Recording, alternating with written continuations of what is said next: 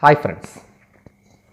Once John Strachan, the first Anglican bishop of Canada, he said, "To this end, the greatest asset of a school is the personality of the teacher." Yes, we were discussing the story of a teacher and his last class. Once again, welcome all to another episode of our online class. Last class, we were discussing the last lesson written by Alphonse Daudet.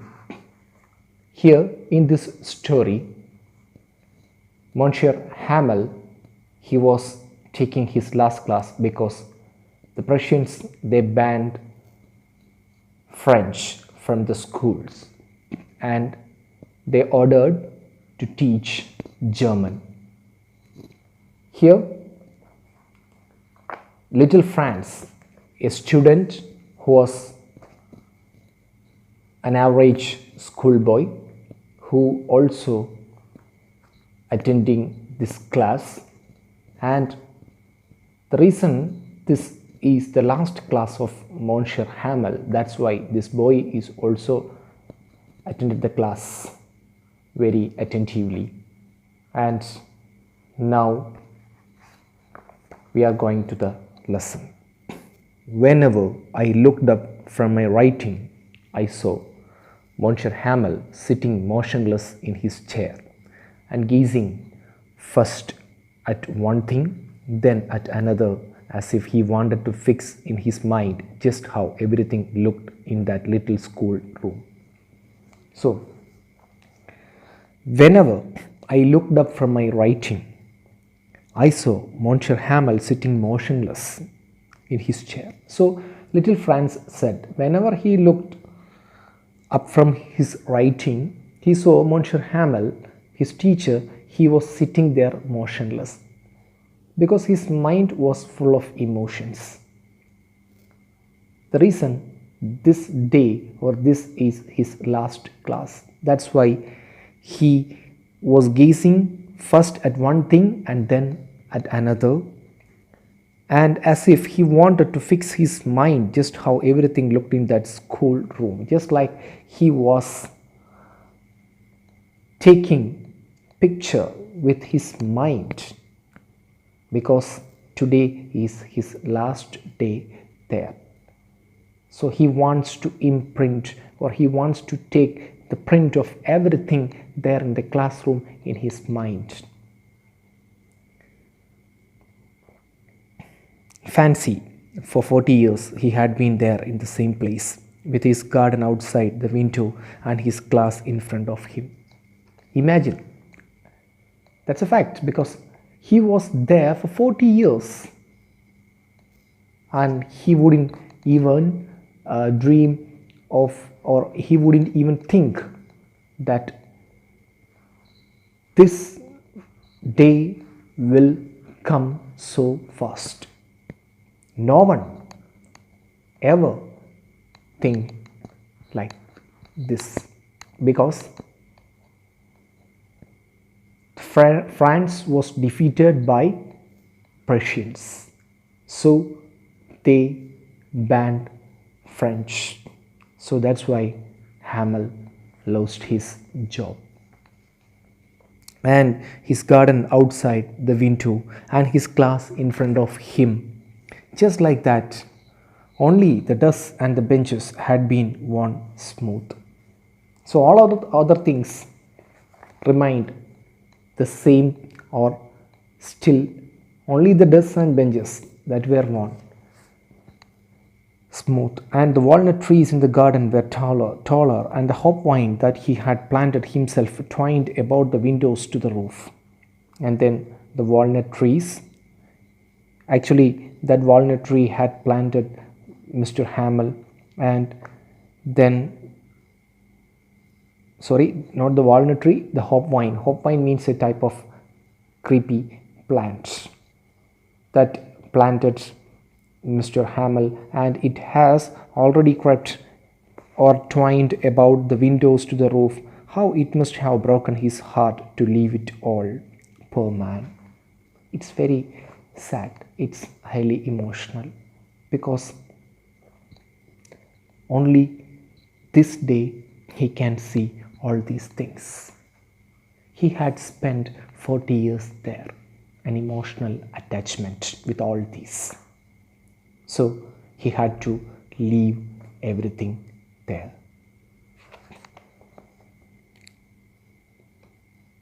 He must have broken his heart to leave it all, poor man, to hear his sister moving about in the room above, packing their trunks, for they must leave the country next day.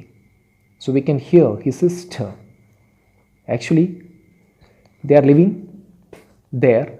His sister, already she had packing all their stuffs above the first floor, and we can hear the sound of the trunk. Trunk means a kind of iron box. ഒരു പഴയതരം ഇരുമ്പ് പെട്ടിയാണ് നമ്മൾ trunk എന്ന് പറയുന്നത്. Packing their trunks, for they must leave the country next day. So they have to leave the country the very next day. But he had the courage to hear every lesson to the very last. After the writing, we had a lesson in history, and then the babies chanted their ba, be, bi, bo, boo. So we had the courage to hear. He had the courage to hear every lesson to the very last. The last lesson, the last class, that's why he had to spend every minute, every second there in that classroom. After the writing, we had a lesson in history, and then the babies chanted their ba, be, bi, bo, boo, the letters. Then down there at the back of the room, old Hauser had put on his spectacles and holding his primer in both hands, spelled the letters with them. So primer, we had already said, a nursery book about the letters, alphabets, etc. And there the old Hauser put on his spectacles. Put on means to wear his spectacles at the back of the room, and holding his primer in both hands, and he spelled the letters with them, the babies, ba, baby, bo, boo. And then you could see that he too was crying. His voice trembled with emotion. So he too was crying.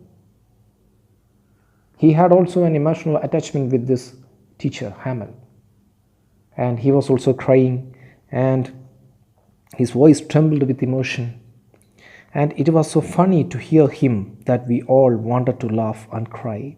Ah, how well I remember it, that last lesson. A mixture of both, crying, laughing.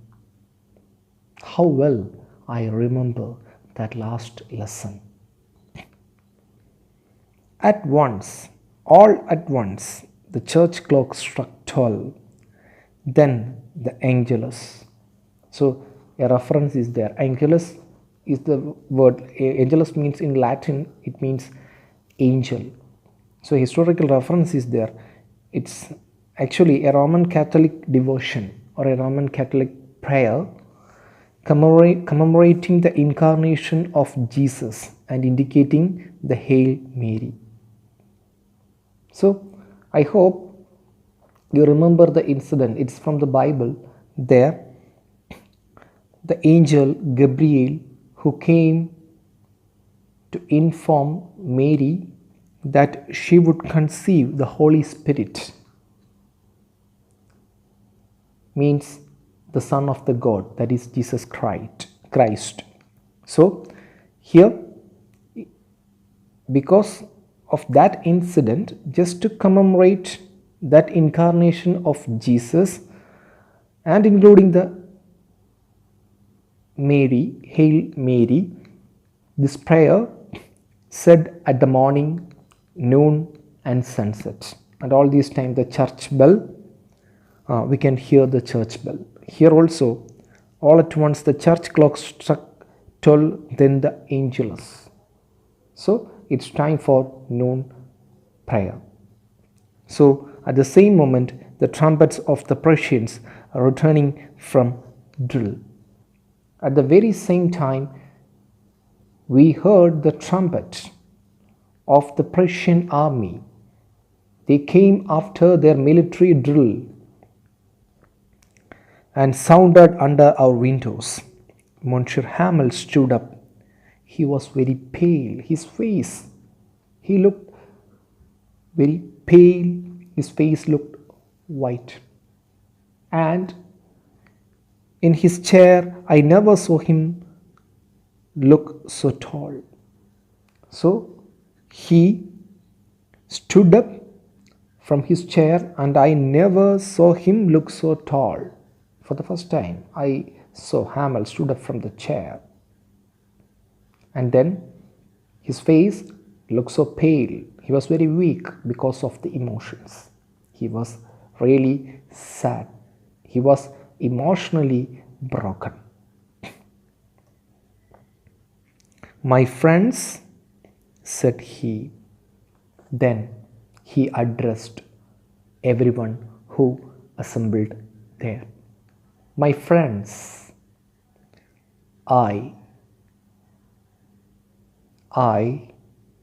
but something choked him. Something choked because of that emotion. He couldn't get words to express his feelings. And then he could not go on. That's why he could not continue. Then he returned to the blackboard.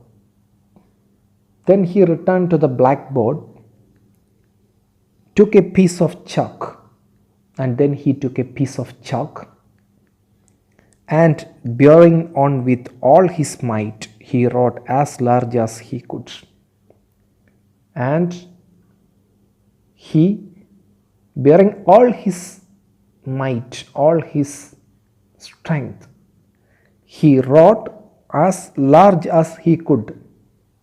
There in that board, he wrote what he wrote. Vive la France. Vive la France means long live France. So long live France. He was such a true patriot. Viva la France means long live France. Then he stopped and leaned his head against the wall, and without a word, he made a gesture to us with his hand. School is dismissed. You may go. And after writing Vive la France, he just stopped and leaned his head against the wall, and then, without uttering a word, he made a gesture to us, only a sign, gesture to us with his hand. That means school is dismissed. You may go. And there ends the last lesson. The last day of Hamel there in that school.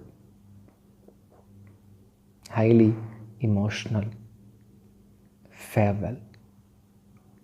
So, time wanted all habits, not cry to part. It's a sort of a kind of thought, because time will change everything. Nothing will stand or nothing will remain forever. It's applicable to everyone. Here, Hamel, he didn't anticipate that early. It's too early for Hamel. Actually, he had spent 40 years there, but it's a sudden farewell. So that's why he was really emotional. A kind of unexpected farewell. So, that last lesson, the name itself really suited for this story written by Alphonse Daudet. And that's the end of that part, and that's the end of the story also. Okay students, last class I asked the question, which countries were known as Prussia? So you have sent, many of you have sent the correct answers, and the countries included in Prussia once were Belgium, Czech Republic, Denmark, Germany, Lithuania, Netherlands, Poland, Russia, Switzerland. Congrats to all those who sent the correct answers. And today we have discussed the story of Alphonse Daudet, the last lesson. And in our literature, it's divided into several parts. For example, poems, then novels, short stories, etc. And in novels, again, thrillers, then horror, then mysteries, then fiction, especially science fiction. And the science fiction is considered as a popular genre in fictions, especially novels. And movies also, we are all really like to watch science fiction movies, especially English Hollywood movies. For so many examples, Avatar, then Jurassic Park, Lord of the Rings, etc., etc. All these are science fiction movies. Then my question is, in literature, who is known as the father of science fiction? Who is known as the father of science fiction? Send me the answers. I'm waiting. And that's all for today. Thank you and have a nice day.